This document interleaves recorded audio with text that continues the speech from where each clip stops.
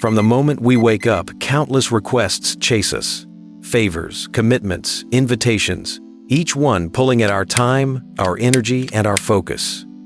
And most of the time, we say yes. We agree out of politeness, fear, or habit.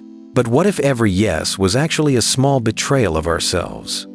What if the word no could change everything? Could it be the key to living with freedom, clarity, and purpose? Think about it.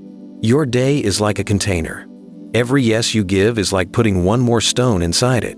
A few stones are fine, but when the container overflows, it's not just heavy, it's unmanageable. Learning to say no is like choosing only the stones that truly matter. It is not rejection, it's prioritization. Let's find out why this one word, small yet powerful, can reshape your entire life. Imagine this. A friend asks for help moving furniture on the same day you planned long-awaited rest. A colleague asks you to cover their shift even though your workload is already heavy. A relative wants a favor you know will drain you. You smile, nod, and say yes. This is how many lives are quietly stolen, not by force, but by endless agreements. We say yes because it feels easier than disappointing others. We tell ourselves it's just this once. But those little yeses pile up, and soon we are running everyone else's race, never our own. The trap is subtle. On the outside, you look like a kind, dependable person. People even admire your generosity. But on the inside, you start to feel hollow, frustrated, and invisible. You wonder why your own dreams sit on the shelf collecting dust while everyone else's needs get priority. Think about how many times you've delayed something important, like writing a book, starting a business, or learning a skill, because someone else needed something urgent. Weeks turn into months, and months into years. That's the hidden tax of always saying yes. And here's the hard truth. Always saying yes doesn't make you noble. It makes you absent from your own life. It's not kindness if it costs you your peace. It's not strength if it drains your spirit. The more you give away your yes, the less you have left for what truly matters. So the first step to freedom is this. Recognize the trap. The world will always take as much as you give, but only you can decide when enough is enough. If saying no is so powerful, why do we struggle with it? The answer lies deep in how we are raised. From childhood, most of us are taught to please. We're praised for obedience, rewarded for being helpful, and warned against being selfish. Slowly, we internalize a dangerous belief. Saying no makes us bad.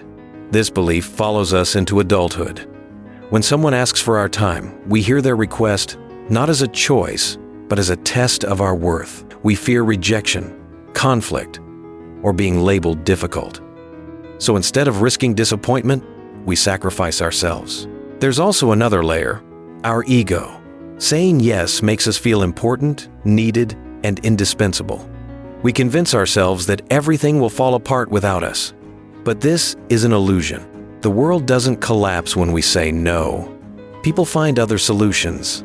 Life moves on. Think about the last time you hesitated before saying no. Did your heart race? Did your mind invent excuses? That anxiety is proof of how deeply wired people-pleasing can be. It feels unnatural at first because we've been practicing the opposite for years. Here's the paradox. We fear that no will make people dislike us. Yet the opposite often happens. When you say no with honesty and respect, you earn trust. People learn to value your time because you value it yourself. It's not about rejecting people. It's about rejecting what doesn't align with your life. Once you understand that, the fear begins to lose its grip. Every yes comes with a hidden price tag. At first, it looks harmless. You give up an evening, skip a workout, and delay a project. But over time, the cost grows heavy. Burnout creeps in.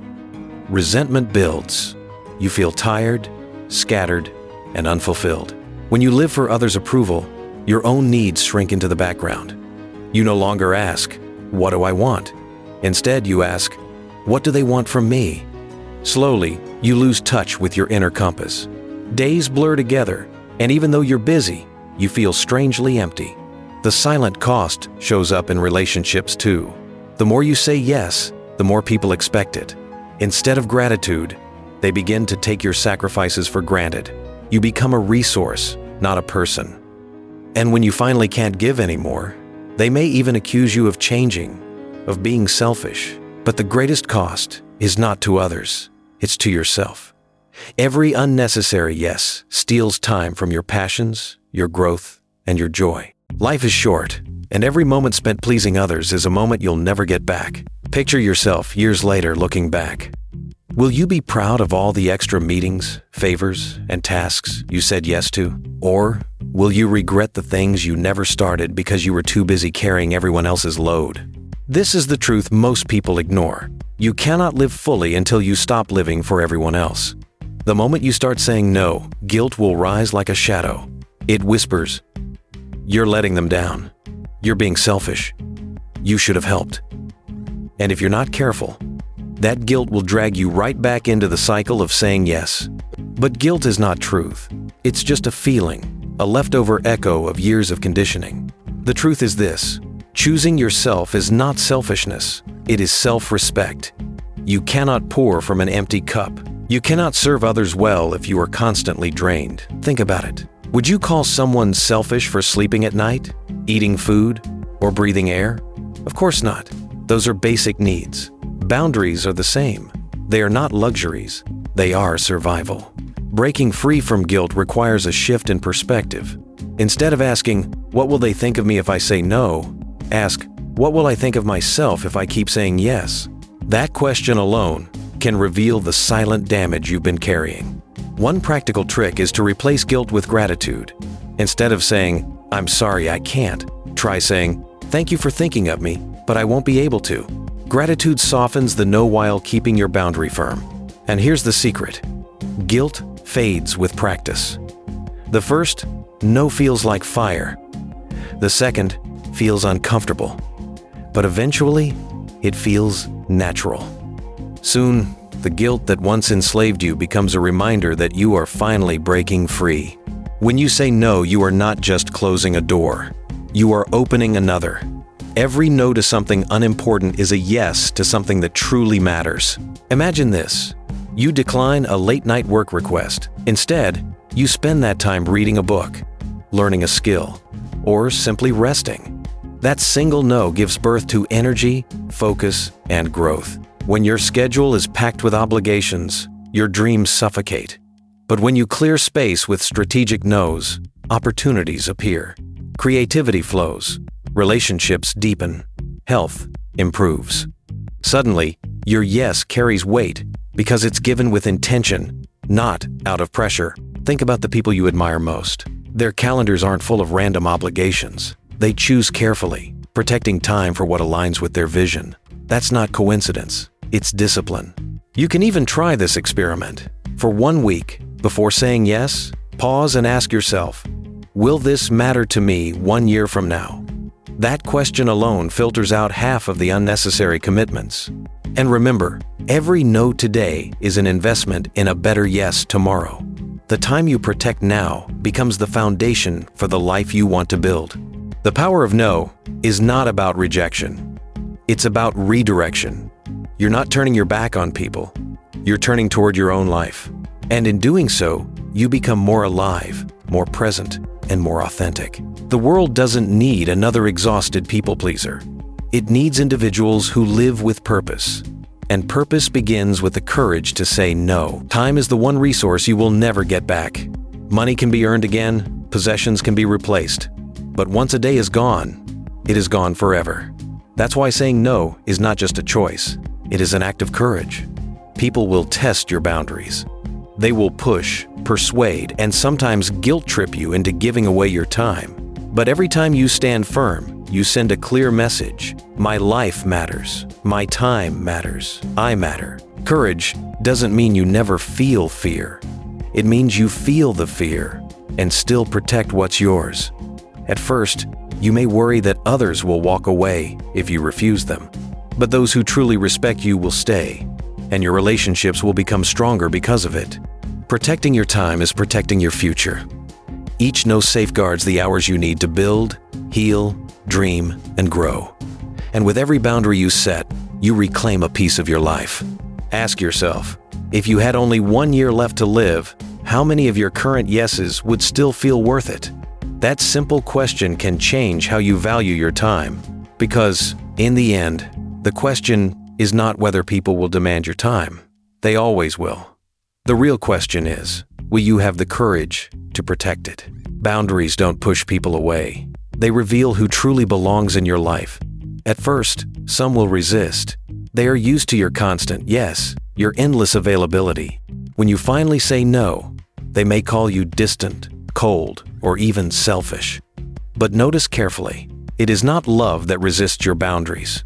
It is dependence. Healthy relationships thrive when both sides honor each other's limits. By saying no, you teach others how to treat you with respect. Instead of being drained by one-sided expectations, you create space for mutual growth. You stop being a background character in someone else's story and start being the author of your own. Over time, something powerful happens. The people who truly care about you begin to admire your strength. They realize your no is not rejection. It is honesty. They may even start respecting themselves more, inspired by your example. You may even notice your conversations change. Instead of shallow small talk driven by obligation, you build deeper, more intentional connections with people who genuinely value your presence. In this way, boundaries are not walls. They are bridges. They don't isolate you from love. They protect you from exploitation and create a foundation for deeper, healthier connection. Every yes you once gave away was a piece of your power handed to someone else. By saying no, you gather those pieces back. You stop living as a reaction to other people's demands and start living as a response to your own purpose. Power is not loud. It is not aggressive. True power is quiet, steady, and unshakable. It's the calm confidence of knowing your time, your voice, and your choices are yours to command. Reclaiming this power doesn't mean you never say yes again. It means your yes becomes sacred. It is no longer automatic but deliberate. You choose where your energy flows. You choose which dreams to chase, which people to support, and which paths to walk. The life-changing power of saying no is, in truth, the power of saying yes to yourself, to your future, to the life you were meant to live. Saying no is not about shutting doors. It's about opening the right ones. It's about living with intention, courage, and authenticity. The moment you reclaim your no, you reclaim your life. So, what's the first thing you'll say no to? Share it in the comments, and remember, your greatest yes begins with one powerful no. Subscribe for more stories that awaken the strength already inside you.